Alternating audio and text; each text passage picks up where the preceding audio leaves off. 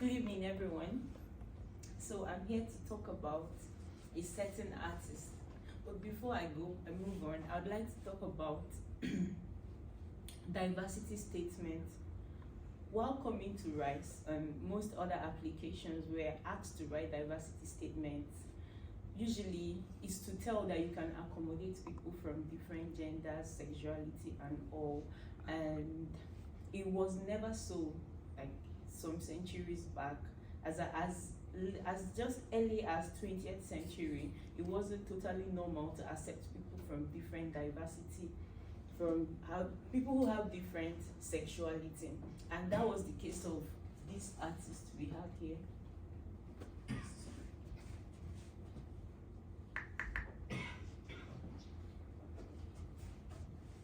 This is a statement of an artist that I'll be introducing today. His name is Rotimi Fani-Kayode. He says, "My identity has been constructed from my own sense of otherness, whether cultural, racial, or sexual. The three aspects are not separate within me. Photography is the tool by which I feel most confident in expressing myself. It is photography, therefore, Black, American, homosexual photography, which I must use, not just as an instrument, but as a weapon, if I am to resist attacks on my integrity and indeed my existence on my own terms." So we could call this an artistic statement. As an artist, you make statements about the concept of your art, and all of this embodies what his art is all about. In this statement, we see that his identity is the reason why he creates art. His otherness, his cultural and racial and sexual identity makes do all of his artwork, and he mentions photography as a tool. So this gives us an idea about who Rotimi Fani-Kayode is. Rotimi Fani-Kayode is an African diaspora artist. And I remember we discussed diaspora in class. Simply put, African diaspora is an African who no longer lives in Africa, maybe based on forced migration or personal reasons. That being clear, contemporary African artist means an artist who creates artworks that are contemporary, that are trending, not what we're normally used to, like the Renaissance kind of art. Then an African queer artist, he's gay, so that is a special kind of category, and of course a photographer. Here is the biography of Rotimi Fani-Kayode. Rotimi Fani-Kayode was born into the family of Chief and Mrs. Fani-Kayode, and they are high priest of a particular oracle of the Ife clan. He was born in April 20, 1955 in Lagos, but due to the Nigerian Civil War of 1966, they were forced out of Nigeria to avert the Nigerian Civil War. So the Igbos and the rest of the other clans were fighting, and they had to move. So they were rich and buoyant enough to move. So Rotimi Fani-Kayode left Nigeria to the UK, and of course became a British citizen with time. He left at the age of 11, meaning that he really did not know so much about Nigeria as at the time he left. And this leaves us with the fact that he was born a child in Nigeria, grew up as an adolescent. We will later see in the UK and the US, and an adult in the UK. So he died on December 21, 1989 as a result of AIDS-related issues, because he was gay, and at the time there was no cure for AIDS, and he had a partner, Alex Heist. Interestingly, he was both his gay partner and his career partner. They were both photographers. So I'm wondering, do you think you can spot who Rotimi is here based on this particular photograph? This is their family picture. Do you think is Rotimi? Yeah, could you guess? The youngest. Who? The youngest. The youngest. Okay. Can anyone else try? And then sitting on the left. Because you saw Yeah. this. She's sitting close enough. Yeah, of course she saw this. I will do better next time. So that is him, you're right. That is Rotimi. Look at his hair. So he grew it into this. And then we have his early life and education.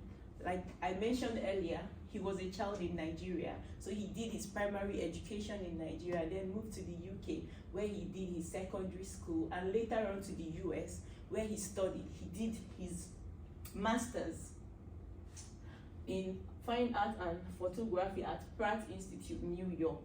And that was where his life began to change. That was where his career set off, because he specialized in photography. And when he was in the US, he met the DC Clubhouse members who were all gay. So he became a part of them, and he was able to express himself. And he was later on a co-founder of the Autograph Association of Black Photographers. These people, their aim is just to help exhibit the artworks of gay Black people, because some institutions were really, I don't know how, homophobic. So they weren't going to help exhibit them. He had to create it so he could help people like him. Now, Rotimi Fani-Kayode has a very interesting way of capturing his works. Using photography, he's able to tell stories of both Africa and Europe, because now he has been part of both. And in this image, we can see a white person covering the face of a Black man. And one thing about relocating and moving to another country is that you begin to have this sense of double consciousness, like you being an African or wherever continent you are from, and then the current place. So he keeps dealing with it, and he tries to explore that in his works. So we see iconographics of a Black person and a white person, meaning that these two people are becoming one. So he tries to show us, and then yet again he uses two figures, male bodies, meaning that they are gay. He always tries to bring in his sexuality and his cultural identity. Here we have his works were responses to the homophobia of England and Nigeria at the time. That was so bold of him.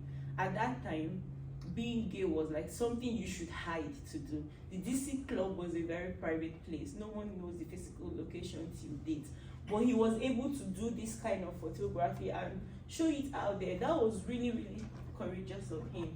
And then, like I said, he infused his spirituality and sexuality into it. I mentioned earlier that his parents were a high priest of an oracle of Yoruba land. And could you believe that he was a gay son of a high priest?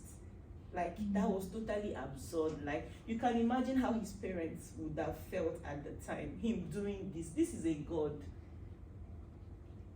in the Igbo clan and in the Yoruba clan. And then you could imagine, could you, like, that's totally out of it.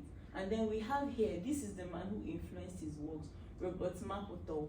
Robert Mapplethorpe is an American photographer. He combines white and Black bodies in his works, and they are usually in black and white. So Rotimi too employed the white and Black concept of Robert Mapplethorpe, but this time he had to insert his spirituality, which he really, Rotimi isn't spiritual because what he's doing is abominable, but he tries to ridicule spirituality in his works. And we have the cultural and social context. This just basically describes how he joined the DC Art Club and how they influenced him. And then the first set of his picture album, he dedicated it to the DC Clubhouse. In this, we have an image of a man drinking a gourd, and then there's this milk liquid coming out.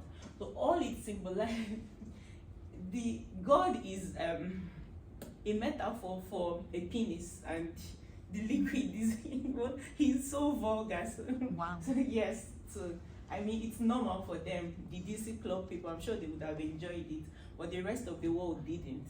But he was so bold. And then, what was piping him on? Though I did not write it here, but the white men loved Black bodies, both female and male Black bodies. So, and the white people who patronize these works are elites, and they are patronizing it not because the works are so fantastic, but because they are obsessed with Black bodies. They are obsessed with Black penises and Black booties. So long as it's Black, they are buying it. So Rotimi once quoted that he wasn't selling because people really wanted to buy. He was selling because the elite, the perverted elite, were so obsessed with black penises. And here, he uses himself most times as a model for his work. This is Rotimi, if you could remember in the first picture, he has dread. But the picture is not all about him. The picture is all about the message he's trying to convey. It's never him. It's just an idea. Most time he just uses himself. And here we have a grape. He's holding a grape. And he's trying to replicate Dionysus, a Greek god called Dionysus, who is in charge of fantasy, ecstasy, drink, wine. So wines are made from grapes, and he's holding it. And it is assumed that wines make you open up, like you come out of, you show your real self, right? When you're drunk. So that ecstasy that comes from wine is what he's trying to show. When you drink it, then you're coming out. So he's already out, and he's showing us that he's a god, the god of ecstasy here. And we have the sociocultural context. At the time, in the late 80s, studies about Black Atlantic bodies, Black Atlantic gay bodies, and homophobic works in the late 80s were now beginning to grow. And because Fani has always been bold about his sexuality, his artwork, people now started using his works to write books and all that. And he was so bold and confident and intelligent.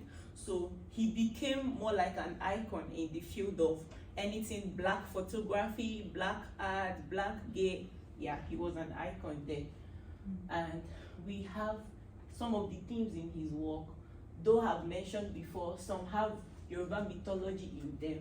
And this is an African mask, a Dan mask. Here, Femi Kayode tries to deconceptualize the idea of an African mask being a booty.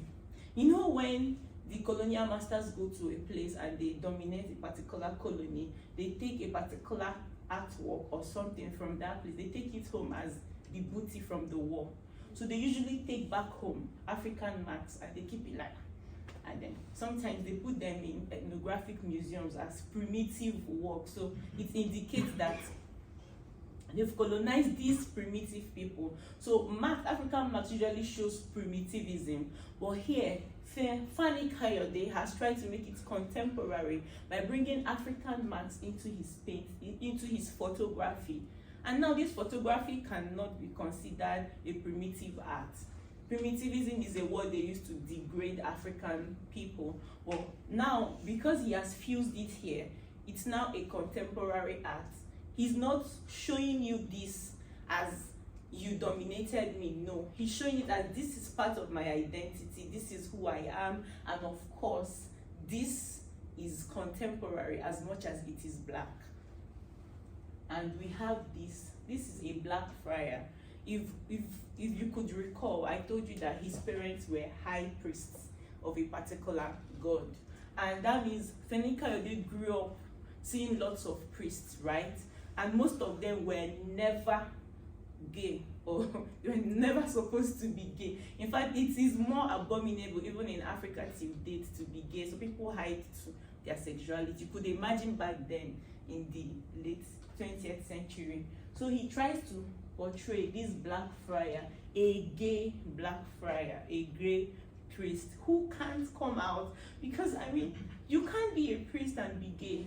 I can't tell the world that I'm gay. Like, what's the essence of? So he's battling with himself.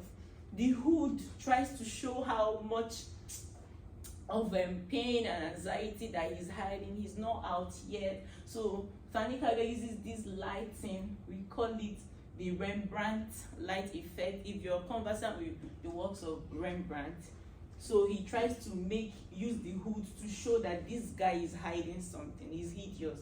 Of course, most times when we see movies of cults, sororities, it shows that they are hiding something. So he tries to portray that this priest can't really show himself because he's hiding his identity, you know. So it's an irony that you're serving a particular god and you can't even show your identity, your sexuality.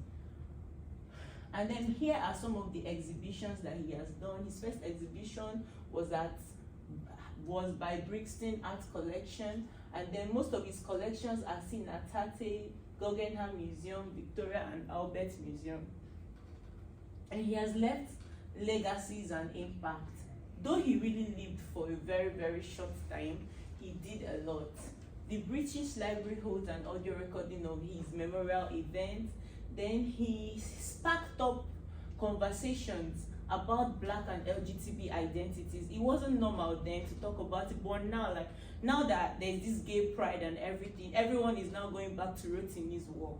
So he's more like, a proponent of Black gay studies in art.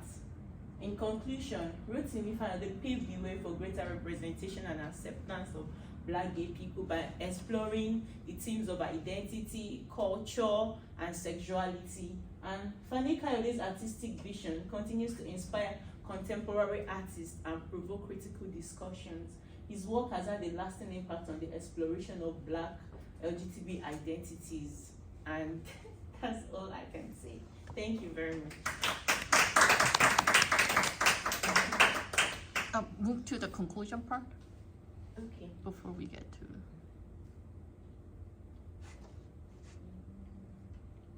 Thank you. Any questions? Yeah, so I can't help but notice that most